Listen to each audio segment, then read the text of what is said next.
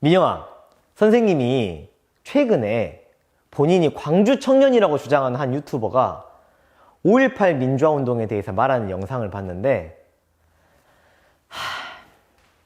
너무 어이가 없고 마음이 아팠어. 왜냐면 그 유튜버는 5.18 민주화운동을 전혀 근거 없는 논리를 폄하하고 있더라고. 그래서 선생님이 제대로 알려주려고 해. 자, 그 유튜버는 이렇게 4가지 포인트를 잡아서 왜곡된 설명을 했는데 이 근거들이 왜 잘못됐는지 지금부터 하나하나 반박해 볼게. 자, 먼저 톨게이트 습격이야. 문제의 영상에서는 80년 5월 18일 경찰 측에서 첫 사망자가 발생하고 화력이 밀리니까 정부에서 추가 군인을 파병을 했어. 그런데 그 파병 군인이 5월 21일 오전 8시에 광주 톨게이트에 진입하게 되는데 300명의 시민군이 잠복하고 있다가 파병 군인을 습격했다. 군의 이동 경로는 1급 기밀인데 이것을 아는 것은 말도 안 되는 이야기다 라고 말하고 있어. 톨게이트? 잠복? 어디서 들은 이야기일까? 먼저 5월 18일에 경찰 측에서 첫 사망자가 발생했다고 했는데 최초의 사망자는 5월 19일 계엄군의 집단 폭행에 돌아가신 청각장애인 김경철 씨야. 그리고 24단 병력이 광주로 온 21일 전 5월 20일 날 밤의 상황이 어땠냐면 광주역에서 공수부대가 최초로 집단 발포를 해서 시민 5명이 숨졌고 이미 광주 전역에서 난리가 났던 상태였어. 군인들이 쏜 총에 사람이 죽었어. 그리고 그 죽은 사람들은 광주 시민들은 두 눈으로 똑똑히 봤거든. 광주 시내 전역에서 계엄군 철폐, 전두환 퇴진 구호가 뒤덮였고 그 열기가 다음날 21일 아침까지 쭉 이어졌어. 그래서 신군부도 추가 파병을 결정했겠지. 21일 아침 8시 45분에 24단 일부 병력과 장비가 광주에 왔어. 그런데 그들이 집결해야 할 장소가 상무대였거든? 근데 그 오는 계엄군들은 광주 시민들의 분노가 어느 정도인지 전혀 모르고 있던 상태였어. 만약에 군인들이 그 상황을 알고 있었다면 시민들이 없는 도로를 돌아서 상무대로 갔겠지. 그런데 이 24단이 돌아서 들어오지 않고 바로 광주공단 쪽으로 진입을 했어. 자, 여기서 중요한 건 톨게이트가 아니고 광주공단이라는 거야.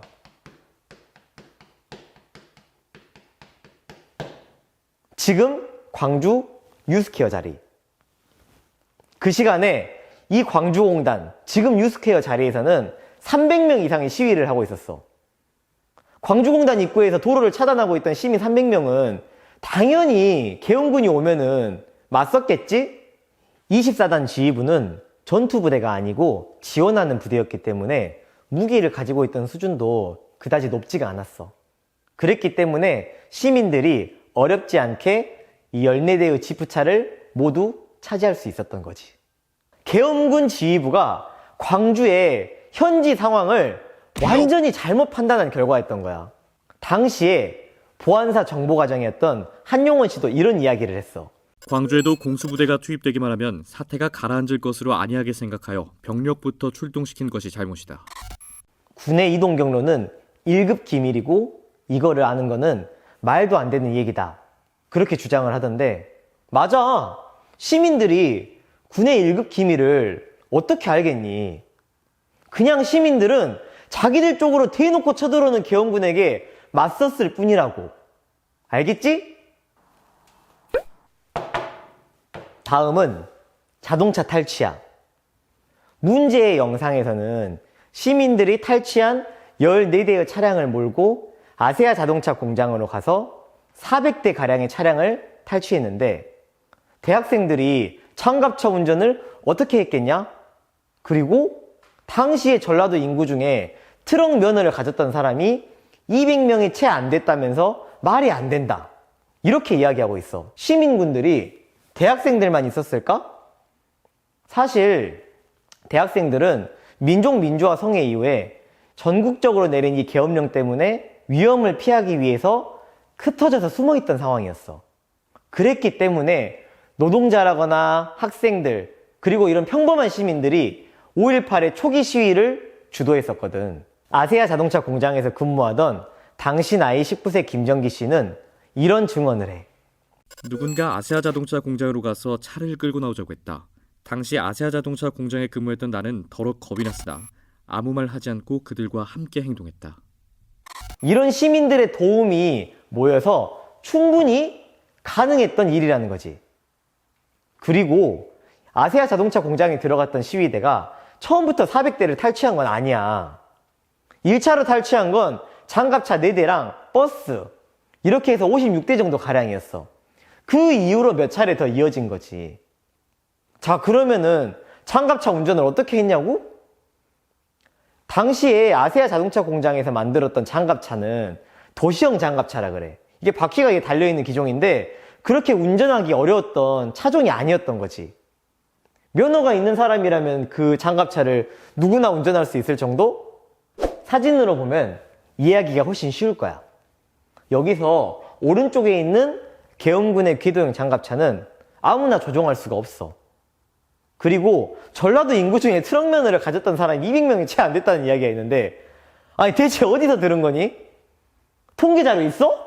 통계청 자료에 따르면 당시에 전국적으로 운전면허를 가지고 있던 사람이 186만 명이었고 일종 보통 면허를 가지고 있는 사람만 하더라도 105만 명이었어. 당시 전라도 인구가 대한민국의 10% 정도였기 때문에 10으로 나눠도 10만 5천 명이다. 세 번째는 무기고 탈취야.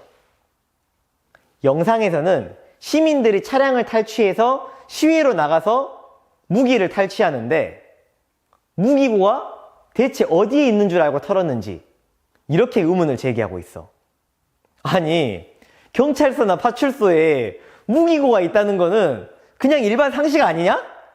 아니, 선생님도 의경 출신인데 지금도 경찰서 가면은 저 무기고 있다? 또 시위로 나갔던 시위대는 말이지, 얘들아, 지역 주민들에게 광주의 상황을 알리기 위해서 노력했어. 자, 사진으로 봐봐.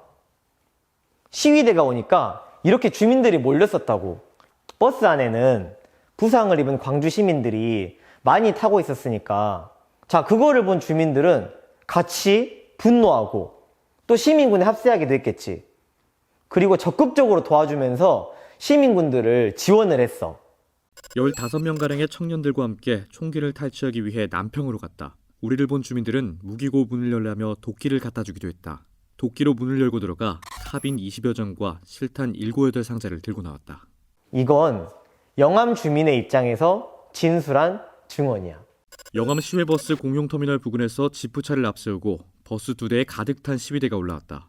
차에 탄 학생들로 보이는 시위대원들 중에는 피가 흘러 머리에 헝겊을 동여맨 사람도 있었고 피 묻은 옷을 입고 있는 사람도 있었다. 5.18 당시에 고작 몇몇의 시민만이 움직인 게 아니었다는 거. 이제 알겠지? 마지막으로 교도소 습격이야. 21일 오후부터 22일까지 시민군이 총 6번의 교도소 습격을 시도했는데 그 이유는 정치사범, 흉악범, 간첩들을 풀어줘서 사회 혼란을 야기하기 위해서다. 이렇게 말하고 있어. 자, 그런데 이 주장은 보안사의 허위 보고야. 가짜라고. 이미 2007년 국방부 과거사 진상규명위원회를 통해서 보안사의 공작으로 이미 결판이 다 난 사건이라고.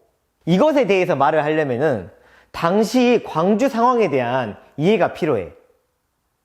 여기서 말하는 이 광주 교도소는 광주 문흥동에 있었어.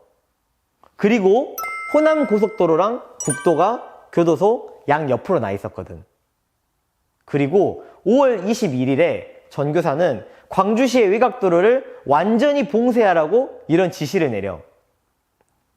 오후 5시 반에 광주 교도소에 도착한 3공수여단은 이 외곽도로 차단과 교도소를 방어하는 임무를 수행했지. 교전이 일어난 곳으로 봐도 계엄군이 군용 차량으로 바리게이트를 쳐놓은 지점에서 일어났다는 걸 알 수 있어. 여기서 당시 광주교도소장의 인터뷰 내용을 봐보자. 시민군이 교도소를 습격했다면 교도소 주변에 시체가 있어야지 어떻게 도로에 있을 수 있겠느냐. 계엄군이 시 인근 지역의 시위 확산을 막기 위해 무차별 발포한 것으로 알고 있다. 앞에서 말했듯이 시위대는 5.18을 알리고 무기를 확보하기 위해 시외로 나갔다고 했었지? 그러니까 이건 도로를 이용해서 시외로 나가려는 시민들을 공수여단이 막으려 했다가 사살자를 낸 사건이야. 그리고 당시 교도소를 지키던 공수부대는 비무장 상태의 선량한 시민들에게도 무차별적으로 사격을 가했는데 계엄사 측에서는 이 행위마저도 교도소 습격 과정에서 발생한 것으로 왜곡을 한 거였어. 자, 공수부대가 교도소에서 철수한 5월 23일 이후에는 시위대가 교도소에 접근해서 발포한 사실이 없었다는 게 이 주장의 타당성을 뒷받침해주는 사실이야. 우리나라 현대사에서 이렇게 국민들이 피 흘리면서 민주주의를 외쳤던 일이 광주에서만 있었던 게 아니야. 4.19 혁명 전에 2월 28일 대구에서, 그리고 1987년 6월 항쟁, 21세기에 들어서 정말 많은 국민들이 들었던 촛불까지, 이렇게 정말 많은 일들이 있었는데 왜 자꾸 이렇게 5.18만 물고 늘어지는 사람들이 많은지 모르겠어. 유튜브 조회수 늘려가지고 돈 버는 목적, 이거 말고 혹시 다른 게 있니?